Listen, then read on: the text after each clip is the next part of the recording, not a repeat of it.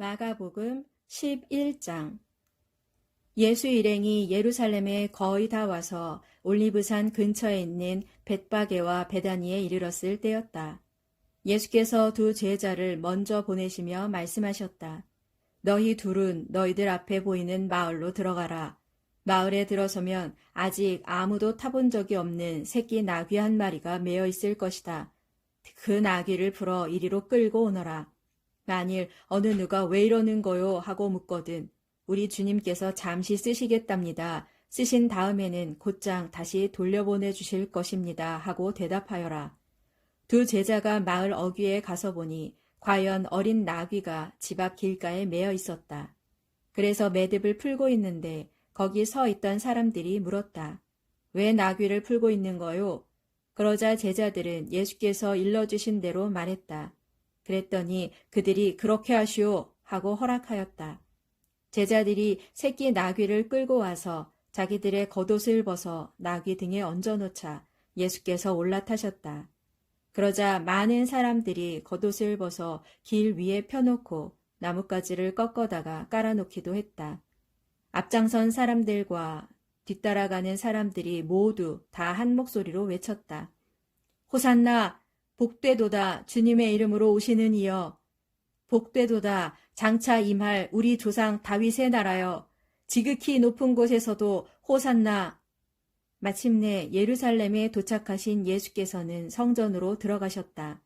거기서 주변 모든 것을 둘러보신 후 날이 이미 저물었으므로 12 제자와 함께 베다니로 돌아가셨다. 이튿날 아침 예수 일행이 베다니를 떠나올 때 예수께서 배고픔을 느끼셨다. 그때 잎이 무성한 무화과 나무가 멀지 않은 곳에 서 있는 것을 보시고 예수께서는 혹시 따 먹을 열매가 달려 있을까 싶어 가까이 가셨다. 그러나 온통 잎사귀 뿐이고 아무 열매가 없었다. 무화과 철이 아니었기 때문이었다.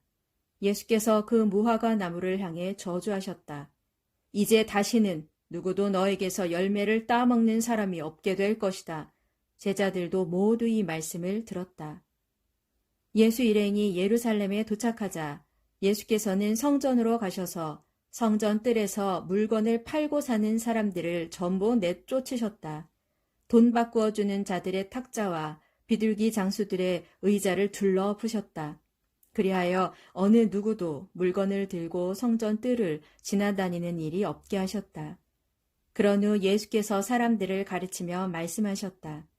성경에 보면 내 집은 만민이 기도하는 집이다 라고 기록되어 있지 않소. 그런데 당신들은 이 성전을 강도의 소굴로 만들어버렸소.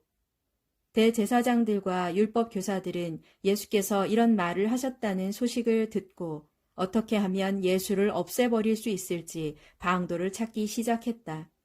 그들은 사람들의 마음을 사로잡고 있는 예수가 두려웠던 것이다. 밤이 되자 예수 일행은 다시 예루살렘 성 밖으로 나가셨다. 다음 날 이른 아침 예수 일행은 길을 지나다가 어제 그 무화과 나무가 뿌리째 말라있는 것을 보았다. 그러자 베드로가 어제의 일을 기억해내고는 말했다.